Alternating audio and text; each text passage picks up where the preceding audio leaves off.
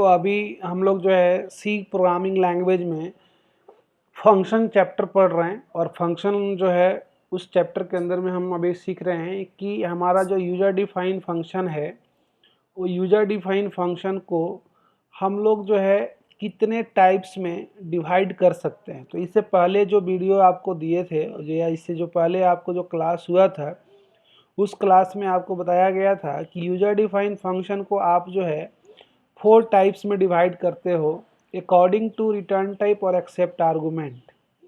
According to return type और accept argument आप उसको 4 टाइप्स में डिवाइड करते हो। ये 4 टाइप्स आपका जो है क्या क्या है, तो ये देखो, ये 4 टाइप यूजर डिफाइन फंक्शन का जो है वो एक्चुअली आपका रिटर्न टाइप और एक्सेप्ट आर्गूमेंट के बेसिस पे डिवाइड किया गया है। और वो है no return type and no accept argument, return type and no accept argument. आप अपना वॉइस को थोड़ा ये कर दो, साइलेंट कर दो, ठीक है। स्पीकर को आप यदि कर दो ना, माइक को आप ऑफ कर दो। देखो यहाँ पे दूसरा टाइप है return type and no accept arguments, जिसका सिंटेक्स यहाँ पे बताइए कि पहले हम डेटा टाइप लिखते हैं, फिर फंक्शन नेम लिखते हैं इस तरीके से, और लास्ट में हम रिटर्न टाइप लिखते हैं। क्या रिटर्न वैल्यू हमें कराना है वो चीज़ यहाँ लिखते हैं। थर्ड है no return type and accept argument, उसका सिंटेक्स नो रिटर्न रहेगा तो पहले वॉइड आ जाएगा क्योंकि void is called no return data type, और फंक्शन नेम देंगे, देन आफ्टर डेटा टाइप जो है वो देंगे, वेरिएबल का जो नाम है वो सब दे सकते हैं। ये सब चीज़ें हमारा जो है फंक्शन जो है इस थर्ड टाइप का ये सिंटेक्स है। फोर्थ है रिटर्न टाइप और एक्सेप्ट आर्गूमेंट, यानी वो रिटर्न भी करेगा और एक्सेप्ट आर्गूमेंट भी होगा, यानी कि एक्सेप्ट पैरामीटर कर सकते हो आप। तो उसका टाइप सिंपल सा, उसका जो सिंटेक्स होगा डेटा टाइप आ जाएगा, फिर उसके पैरामीटर्स के अंदर में आपका वेरिएबल्स आ जाएंगे। तो ये हमारा चौथा टाइप, 4 टाइप्स हो जाएंगे उसका यूजर डिफाइन फंक्शंस का। ये चारों टाइप का हम एग्जांपल आपको यहाँ पे दिखाए भी है एक एक करके। नो रिटर्न टाइप है, नो एक्सेप्ट आर्गूमेंट है, यहाँ पे ये सारा पिछले क्लास में भी दिखाए थे, बताए थे आप लोगों को। देखिए वॉइड है, नो रिटर्न टाइप नाम का, यहाँ पे ऑलरेडी वॉइड लगा दिया, नो रिटर्न टाइप का हो गया फंक्शन, और उस फंक्शन का नाम हमने शब्द दे दिया और यहाँ पे कोई पैरामीटर नहीं है, खाली छोड़ दिए। तो ये नो रिटर्न टाइप और ये नो एक्सेप्ट आर्गूमेंट हो गया। इसी चीज़ के फिर नेक्स्ट जो एग्जांपल है return type and no accept argument, उसमें देखोगे आप तो ये रिटर्न टाइप था। रिटर्न टाइप है तो कोई ना कोई डेटा टाइप फंक्शन के नेम से पहले हम यूज़ करेंगे, और इंट लिख दिए तो इसका मतलब हो गया कि हमारा जो ये फंक्शन मल्ट नाम का बनाया गया है वो फंक्शन जब टास्क कंप्लीट करेगा अपना तो लास्ट में वो हमें एक इंटीजर वैल्यू रिटर्न करेगा। तो हमने यहाँ पे इस फंक्शन को नो एक्सेप्ट आर्गूमेंट बेसिस पे रिप्रेजेंट करना था, तो ये पैरेंथेसिस जो हमारा है फंक्शंस का सिंबल्स उसको हम ऐसे ही इंपट ही छोड़ेंगे। जब ये फंक्शन को हमने डिफाइन किया, देखो आप यहाँ पर डिफाइन कर रहे हो, यहाँ पे वेरिएबल्स लिए हो, सारा काम हुआ है, देन आफ्टर लास्ट में आपने एक रिजल्ट रिटर्न कराया है यहाँ पे, और वो जो रिटर्न करके गया जब आपने यहाँ फंक्शन कॉल किया था, तो यहाँ जब आके सारा टास्क कंप्लीट करके जब वापस जेड का वैल्यू रिटर्न करके गया तो आर में जाके साइन हुआ, फिर आर के वैल्यू को हमने प्रिंट करा लिया। तो इस तरीके से हमारा ये रिटर्न टाइप और नो एक्सेप्ट आर्गूमेंट बेसिस का ये फंक्शन हुआ। ऐसे ही करके हमारा जो है नेक्स्ट क्वेश्चन, नेक्स्ट जो टाइप था वो भी हमने देखा था कि नो रिटर्न टाइप है एंड नो रिटर्न टाइप है एंड एक्सेप्ट आर्गूमेंट है, यानी कि ये कोई रिटर्न नहीं करेगा वैल्यू, बट यहाँ पे आपका जो है पैरामीटर में कोई ना कोई वैल्यू पास होगा।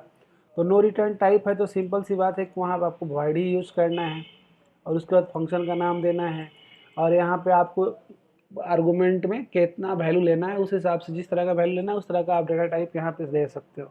अभी हम यहाँ पे एक आर्गूमेंट लिए हैं, इंटीजर टाइप का आर्गूमेंट है, यानी जब भी आप इस फंक्शन को कॉल करोगे तो आपको इंटीजर वैल्यू पास करना पड़ेगा। तो हम यहाँ पे उस फंक्शन को फिर डिफाइन किए हैं, यहाँ पे देखो ये डिफाइन किए हैं, उसमें वॉइड दिए हैं, फैक्टोरियल नाम का जो फंक्शन था वो है, और उसमें एक वेरिएबल यहाँ पे लिए हैं कि हम इस तरह का वेरिएबल उसके पैरामीटर में रख रहे हैं। जब ये फंक्शन को यहाँ से कॉल कर रहे हैं यहाँ से, तो देखो यहाँ से हम एक वैल्यू पास कर रहे हैं, नाम का वेरिएबल भेज रहे हैं, जो हम यूजर से हमने इनपुट लिया है नम में, वो नम के वैल्यू को यहाँ पास करके एन में भेज दिए हैं, और एन में आने के बाद ये पूरा लॉजिकली हमारा जो भी फैक्टोरियल निकालने का होता है, क्योंकि अभी नम तो रहा नहीं, नम का ही वैल्यू एन में शाइन हो गया, तो मेरा अब एन नाम से उस जाना जाएगा उस वैल्यू को, अब उसी हिसाब से कंडीशन लगा के यहाँ पे सारा टास्क परफॉर्म किए, कंप्लीट हो गया। तो ये हमारा जो टाइप था no return but accept argument का टाइप था। इसी तरह से आपको जो है 4 टाइप्स बताए थे आप लोगों को, जिसमें रिटर्न टाइप है और एक्सेप्ट आर्गूमेंट है, यानी कि ये दोनों काम करेगा, वैल्यू एक्सेप्ट भी करेगा और किसी भी तरह का कोई भी डाटा जो है हमें रिटर्न भी करेगा। अब हम जैसा टाइप डिक्लेयर करेंगे उसी तरह का वैल्यू हमें ये रिटर्न करेगा। तो ये हमारा रिटर्न टाइप और एक्सेप्ट आर्गूमेंट बेसिस पे पहले आपको बताया भी है कि जब आप रिटर्न टाइप लिखोगे तो इसका मतलब है कि आपको डेटा टाइप वहाँ मेंशन करना है फंक्शन के नेम के पहले, और जब आप आर्गूमेंट पास करना चाहोगे तो आप उसके साथ डेटा टाइप और वेरिएबल का नाम मेंशन करोगे। तो उसी बेसिस पे हम यहाँ फंक्शन से क्रिएट करने के लिए यहाँ डिक्लेयर किए हैं। इस फंक्शन में आप देखोगे कि ये फैक्टोरियल नाम का वही फंक्शन है जो पीछे भी एग्जाम्पल में किए थे। उस फैक्टोरियल नाम का फंक्शंस के जस्ट पहले हमने यहाँ पे इस बार इंट लगा दिया है। अब पिछले एग्जाम्पल में हमने वॉइड लगाया था क्योंकि उसमें था नो रिटर्न और जिसमें है रिटर्न। तो रिटर्न के बेसिस पे हमको काम अगर करना होगा तो हम उसमें इंट लगाएंगे, फ्लोट लगाएंगे, या जैसा वैल्यू हमको रिटर्न कराना होगा उस तरह का हम टाइप यहाँ पे यूज़ करेंगे। ये कंपलसरी नहीं है कि आपको यहाँ इंट ही यूज़ करना है, वो डिपेंड करता है आपका रिक्वायरमेंट पे। इंट यूज़ करो, फ्लोट यूज़ करो, लॉन्ग यूज़ करो, डबल यूज़ करो, कैर यूज़ करो, जो आपको सूटेबल लगता है उस हिसाब से आप यहाँ पे रिक्वायरमेंट के हिसाब से यूज़ करते हो। यहाँ पे फैक्टोरियल फंक्शंस के बाद जो पैरेंथेसिस है उसमें हमने यहाँ पे इंट लिखा है, यानी कि हम इस फंक्शन के अंदर में कोई एक वैल्यू पास करेंगे, जहाँ से कॉल करेंगे वहाँ से इंटीजर टाइप का, ये बताया। तो ये हो गया हमारा रिटर्न टाइप और ये हो गया एक्सेप्ट आर्गूमेंट को रिप्रेजेंट कर रहा है। तो इस तरीके से इस एग्जाम्पल को भी आप देखे थे यहाँ पे, जैसे हम यहाँ पे फंक्शन कॉल करने से पहले एक यूजर से इनपुट लिए हैं और वो फंक्शन कॉल करने के बाद नम को पास कर दिए, वैल्यू को पास किए, यहाँ पे वैल्यू ही सेन में आ गया है, सारा प्रोसेस हो गया है इसका, सारा प्रोसेस कंप्लीट जब इसका हुआ, ठीक है, यहाँ तक ही है क्योंकि ये सब कमेंट करके लिखा हुआ समझाया गया है। तो ये प्रोसेस पूरा कंप्लीट होने के बाद आपका जो है एक रिटर्न, जो आपने रिजल्ट जो बनाया था यहाँ फैक्ट नाम का, उस वेरिएबल में जो वैल्यू यहाँ स्टोर हो जाएगा लास्टली, उस वैल्यू को ये यहाँ से रिटर्न करेगा और वो वैल्यू आपका आर नाम का वेरिएबल में जाके स्टोर हो जाएगा। आर में स्टोर होगा, फिर आप आर को प्रिंट करा लेंगे, फिर आपका फैक्टोरियल जो है प्रिंट हो जाएगा। यानी कि आप फंक्शन जो है यूजर डिफाइंड फंक्शन मल्टीपल वे में क्रिएट करते हो। खास करके यूजर डिफाइंड फंक्शंस को हम लोग return type, no return type, accept argument, no accept argument के बेसिस पे 4 टाइप्स में डिवाइड करके उसको यूज करते हैं। और ये 4 टाइप्स आपको अपने सुविधा के हिसाब से किसी भी प्रॉब्लम में आप इम्प्लीमेंट कर सकते हो, जहाँ पे लगता है कि इस तरह का कंसेप्ट इम्प्लीमेंटेशन होगा तो आप यूज़ करोगे। ध्यान यही रखना है कि हम जब फंक्शंस का यूज़ कर रहे हैं तो हम जिस तरह का फंक्शंस क्रिएट करना चाह रहे हैं उसी के बेसिस पे हमारा जो है ना डिक्लेरेशन हो, उसी के बेसिस पे हम उसके टास्क को डिफाइन करें, कॉल करें। फंक्शंस जब भी यूजर डिफाइन बनाओ तो 3 चीज़ें आपको खास ध्यान देना है। एक फंक्शंस का डिक्लेरेशन, एक फंक्शन का डिफिनेशन, एक फंक्शन का कॉलिंग। आपका ये तीनों टर्म जो है क्लियर होना चाहिए। डिक्लेरेशन के बारे में बताए भी थे आपको कि अगर आप फंक्शंस को डिफाइन मेन फंक्शन से पहले करते हो सी लैंग्वेज में तो डिक्लेरेशन की कोई आवश्यकता नहीं है, ये आप ऑलरेडी जानते थे। अब हमने जो अभी आज के जो क्लास में आपको बताने वाले हैं उसमें ये बताने वाले हैं कि यूजर डिफाइंड फंक्शन जो आपका है उसको हम लोग और भी टाइप में डिवाइड करते हैं कॉलिंग के बेसिस पे। यानी कि हम फंक्शंस को कितने तरीके से कॉल कर सकते हैं ये डिफाइन होता है। एक तो हम वैल्यू के साथ उसको कॉल कर सकते हैं किसी भी फंक्शंस को।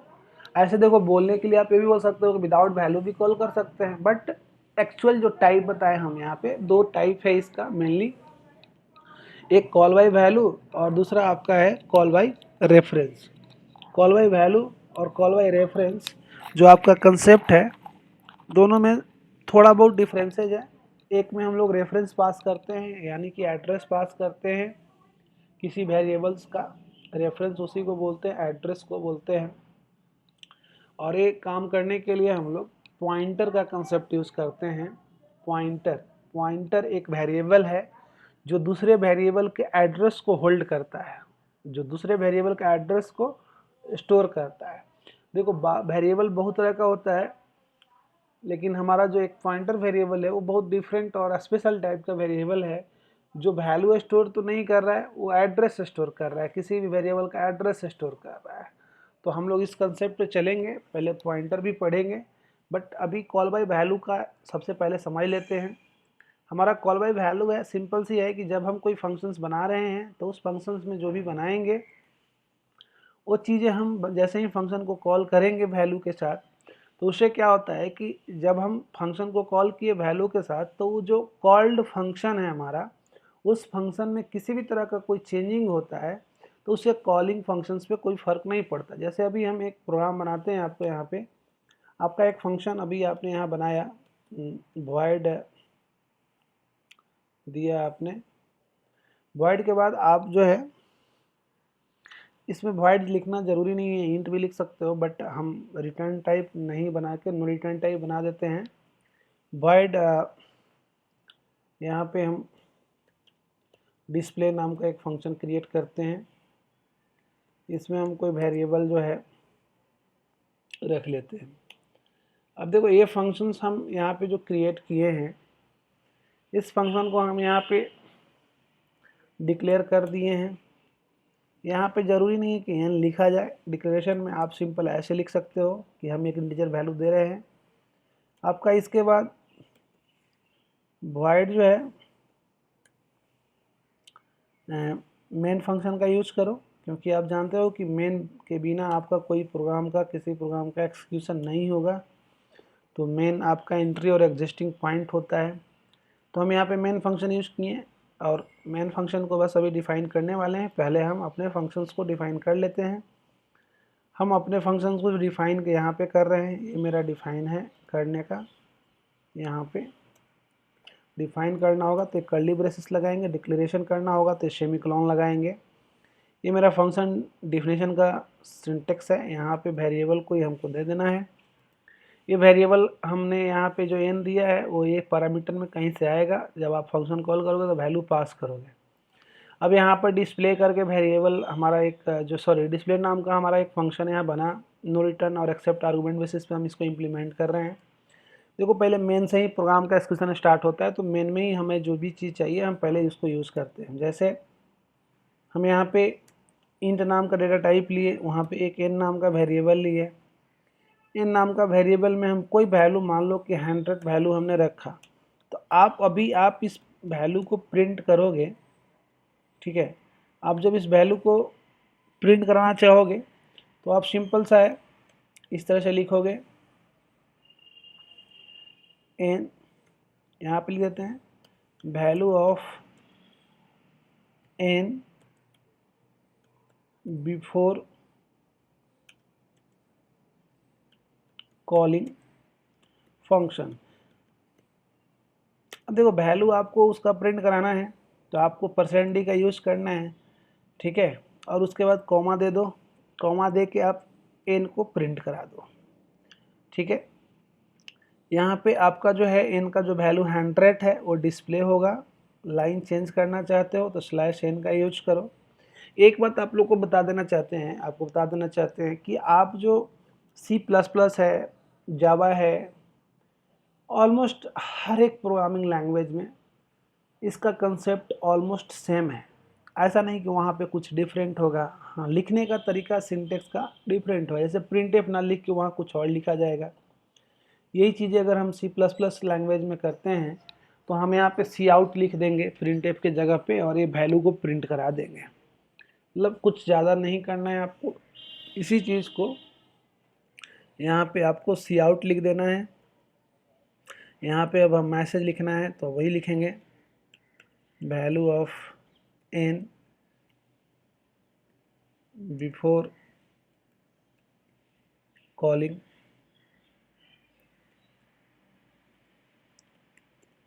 जो भी आप, ये बस मैसेज है, आप चेंज कर सकते हो, कोई दिक्कत नहीं है।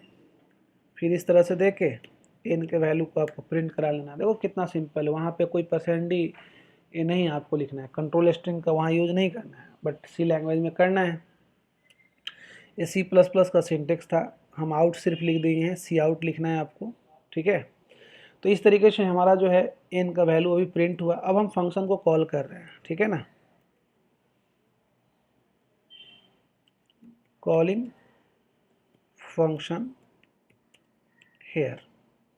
अब हम फंक्शन को कॉल कर रहे हैं, तो फंक्शन को कॉल करने के लिए क्या बताए हैं कि हमको फंक्शन का नाम देना है। अब बताओ फंक्शन का नाम क्या है आपका? डिस्प्ले नाम है फंक्शन का, तो हम डिस्प्ले फंक्शन लिख दिए यहाँ पे, और यहाँ पे हम उसको यहाँ पे वैल्यू पास करना है ना, तो n का वैल्यू पास कर दिया।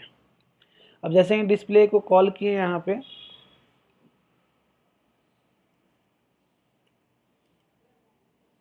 अब हमारा जो है फंक्शन कॉल,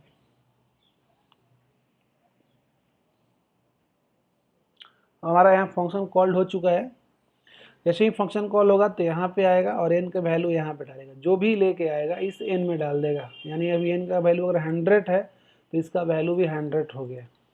अब यहाँ पे आते ही हम यहाँ पे लिखे प्रिंट f। अब n का वैल्यू हम प्रिंट करा लेना चाह रहे हैं, और इसमें हम लिख देते हैं आफ्टर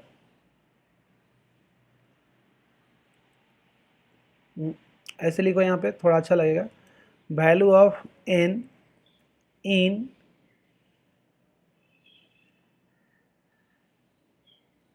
डिस्प्ले फंक्शन इच।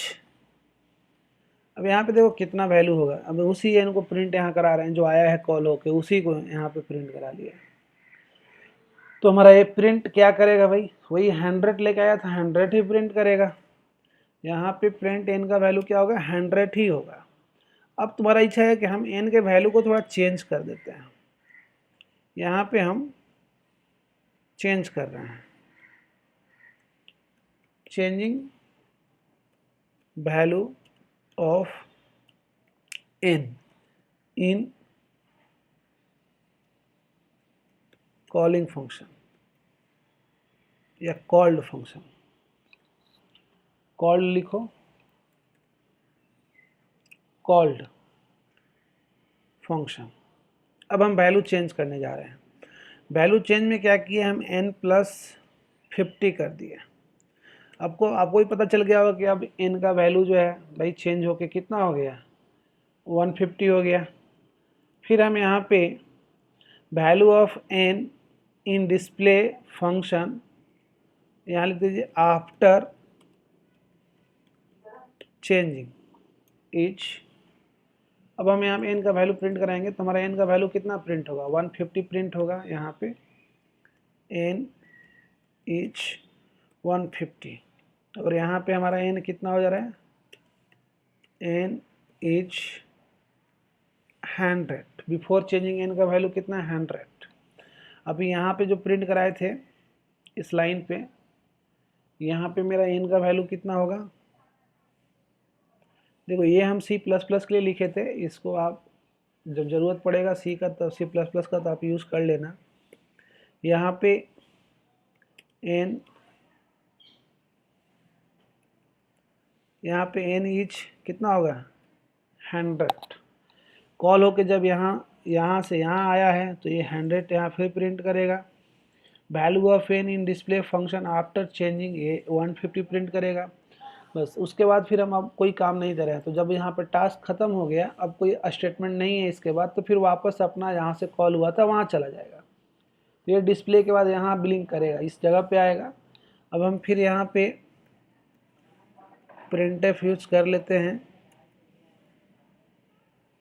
और इसमें हम मैसेज दे देते हैं, यहाँ लिखते हैं after calling value of n etch, नहीं लाना है अभी क्या, वैसे ही घूमने कहीं गए आप ले आओ ना, 8 बजे मिलेगा जाते। पहले पढ़ाई कर रहे हैं ना। अच्छा हम क्या कर जी जी बच्चे पढ़ाई करते जी तैयारी कर रहे हैं। After calling value of n is हो गया, और n का वैल्यू हम यहाँ पर डिस्प्ले कराएंगे। तो यहाँ पे जो भी चेंजिंग हुआ था वहाँ पे वो मेरा वैल्यू यहाँ आ जाएगा, n इज आपका जो है अभी जो भी मेरा वैल्यू करंट का अभी n का यहाँ वैल्यू देखो, इस मेन फंक्शन में n का वैल्यू चेंजिंग किसी तरह से कुछ भी नहीं हुआ है। तो n का वैल्यू जब चेंज हुआ ही नहीं है देखो चेंज तो इस फंक्शन में हुआ था, यहाँ पे कॉल्ड फंक्शन में हुआ था, ये मेरा कॉल्ड फंक्शन कहलाएगा। ये कॉल्ड फंक्शन है जो आपने जिस फंक्शन को कॉल किया है। यहाँ पे आप कन्फ्यूजन अगर हो रहा है तो फंक्शन कॉलिंग ये है आपका पार्ट। तो कॉल्ड फंक्शन में चेंजिंग हुआ था, वहाँ पे चेंजिंग हमारा ये जो मेन फंक्शन है इसमें देखो इस एन का लाइफ सिर्फ यहाँ से यहाँ तक ही है, यानी कर्ली ब्रेसेस से कर्ली ब्रेसेस तक है। और इस एन का यहाँ जो एन है उसका लाइफ जो है यहाँ से लेके यहाँ तक ही है। इस कर्ली ब्रेसेस के बाहर जाने पे इस एन का वैल्यू ख़त्म हो जाता है और इस कर्ली ब्रेसेस से बाहर आने के बाद इस एन का वैल्यू ख़त्म हो जाता है। तो आफ्टर एन एन ही यहाँ पे मेरा जो है वो उतना ही रहेगा, 100 रहेगा। बट वही अगर हम कॉल्ड बाय वैल्यू में देख रहे हैं तो उसी एन का वैल्यू 150 हो गया चेंजिंग हो गया।